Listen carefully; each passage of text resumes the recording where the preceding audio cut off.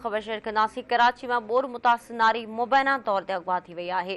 Bilawal colony में कमर शदाद कोट मायल 18 वरहनि जी कुबरा मुबैना तौर ते अगवा थी वई आहे। वारसनि जो चवण ते संदन न्याणी खे सुञातल माण्हुनि पारां अगवा कयो वियो आहे। SHO कोरंगी जवाबदारनि खे गिरफ़्तार करण खां इनकार कयो आहे।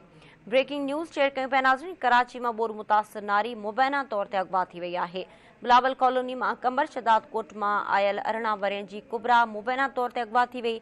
वारसनि जो चवण ते संदन न्याणी खे सुञातल माण्हुनि पारां अगवा कयो वियो आहे। SHO कोरंगी जवाबदारनि खे गिरफ़्तार करण खां इनकार कयो आहे।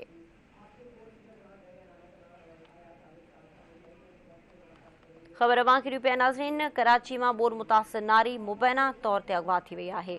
बिलावल कॉलोनी में कमर शदाद कोट में आयल 18 वरहनि जी कुबरा मुबैना तौर ते अगवा थी वई आहे।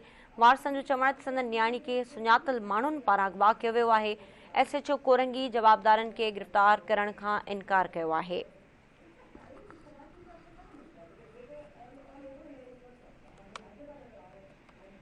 एक भेरो ॿीहर अहम ख़बर अवां सां शेयर कंदासीं। कराची में बोर मुतासिर नारी मुबैना तौर ते अगवा थी वई आहे।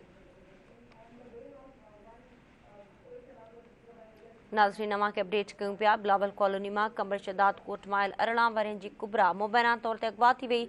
वारसनि जो चवण ते संदन न्याणी खे सुञातल माण्हुनि पारां अगवा कयो वियो आहे। SHO कोरंगी जवाबदारनि खे गिरफ़्तार करण खां इनकार कयो आहे।